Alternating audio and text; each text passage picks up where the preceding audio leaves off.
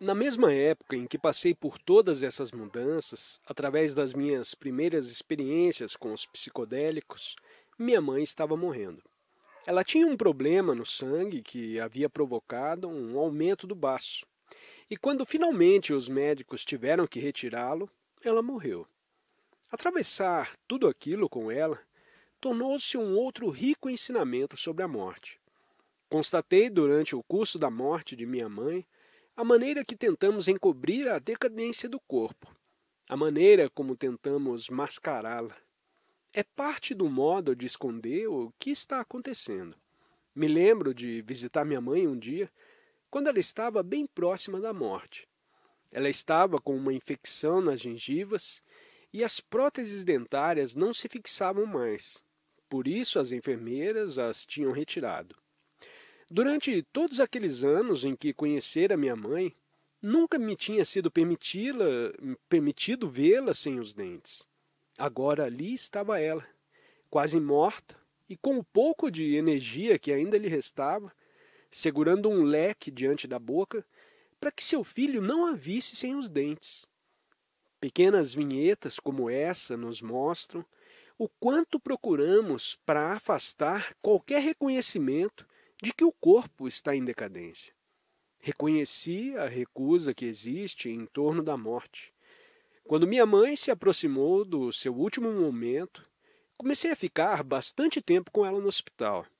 Ia para o hospital apoiado em algum argumento e ela, suas dores controladas pelos vários medicamentos, também se apoiava em alguma coisa. Embora nunca tivesse reconhecido isso, os médicos estavam tratando dela. Era assim que ela dizia. Mamãe e eu nos sentávamos juntos em silêncio e partilhávamos momentos de incrível presença, somente meditando, ficando juntos em silêncios, de mãos dadas. Quando nos sentávamos juntos, outras pessoas entravam no quarto, enfermeiras, médicos, meu pai, minhas tias e tios, e todos estavam envolvidos em uma negativa histeria do que estava acontecendo. Diziam: Gert, você parece bem melhor.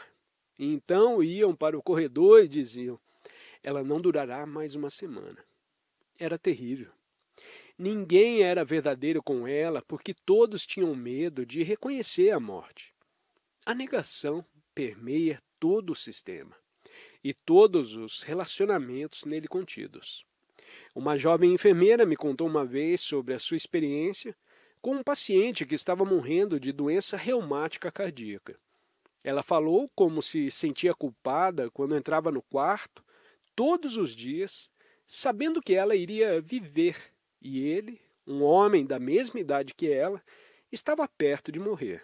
E disse: sabia que ele queria falar comigo, mas eu sempre transformava em algo mais leve. Uma pequena piada ou alguma afirmação evasiva que não se confirmaria. O paciente sabia e eu sabia. Mas quando ele viu as minhas tentativas desesperadas para escapar e sentiu a minha ansiedade, teve pena de mim e guardou para si o que gostaria de ter partilhado com um outro ser humano. E ele morreu e não me abordou mais. Outra enfermeira anotou em seu diário as respostas comuns à pergunta direta dos pacientes. Estou morrendo? Eis a lista. Moralizante. O senhor não deve falar dessa maneira, Sr. Jones. Ninguém sabe quando irá morrer. Constatando fatos. O seu pulso está forte e firme, e a sua cor está boa. Acho que não morrerá hoje, Sr. João. Negação direta. Não acho que morrerá hoje nem amanhã. Falando do paciente para uma outra pessoa. Não sou capaz de lhe dizer isso. Deve perguntar ao médico. Ele saberá melhor o que lhe responder. Filosofando. Ninguém sabe o que o futuro trará. Mudando de assunto. Quem é essa na fotografia de sua mesinha? Brincando com o paciente. Oh, Sr. João, o senhor provavelmente viverá mais do que eu. E finalmente existe a maneira de simplesmente evitar a pergunta, se virar e sair. Em um momento, quando minha mãe e eu estávamos sozinhos no quarto, ela me disse: Rick, sei que vou morrer, mas ninguém fala comigo sobre isso. Então respondi: Acho que está certa. Acho que logo deixará o seu corpo. E ela disse: O que você acha que irá acontecer? Bem, não sei realmente, mas tenho notado que à medida que o seu corpo tem lentamente decaído pela doença, não mudou nada muito de importante. Você ainda é quem sei que é, e ainda sou quem sabe que sou. E estamos aqui, embora essa decadência esteja ocorrendo. Depois continuei. De tudo que li e de tudo que experimentei, tenho uma suspeita de que quando deixar o seu corpo, tudo continuará como era antes. Pode haver alguma confusão a princípio, mas quando essas coisas se resolverem, estaremos aqui. Tivemos momentos como esse, momentos em que minha mãe e eu descobrimos um lugar onde podíamos ter paz juntos. Mas no instante em que o efeito da morfina passava, ou do que estivessem dando a ela voltava imediatamente para a sua maneira de classe média judia.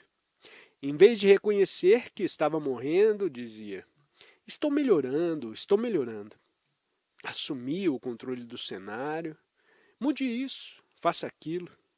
Na verdade, na última vez em que a vi com vida, eu tinha ido até o seu quarto e estávamos tendo um belo momento juntos. Mas então, o encanador chegou para consertar o seu banheiro.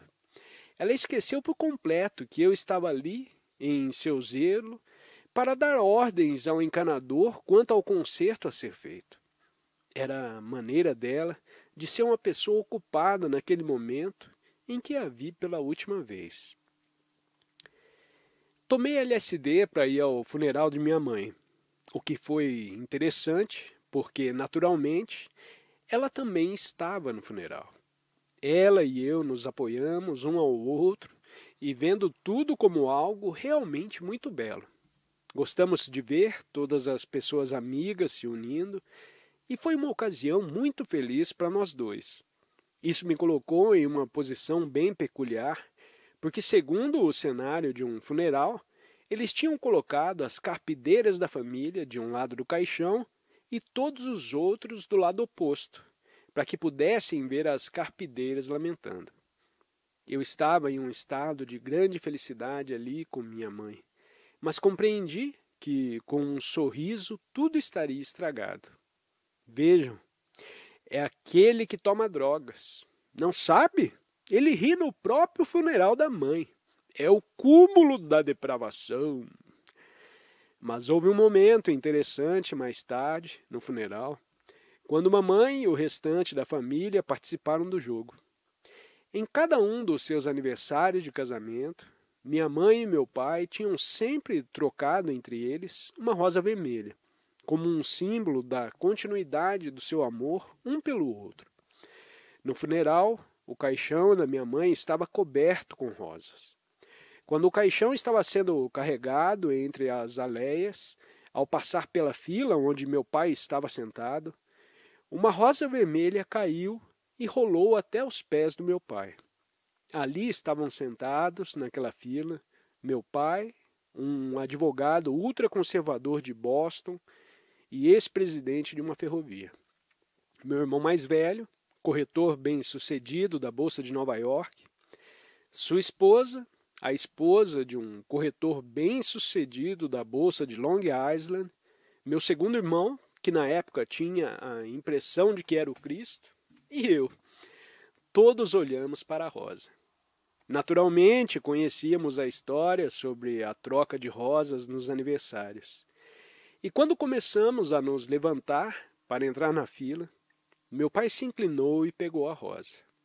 Saímos e entramos na limusine para ir ao cemitério.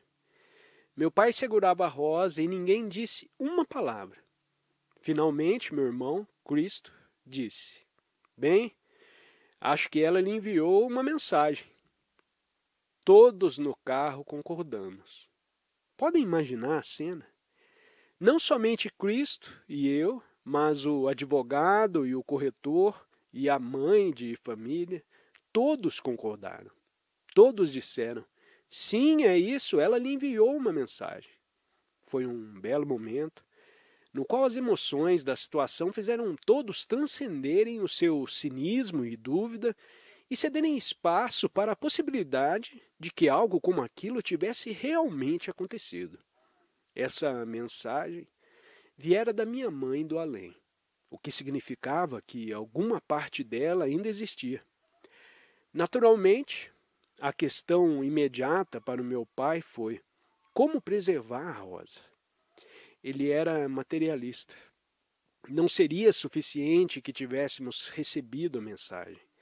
Teríamos que preservar a Rosa.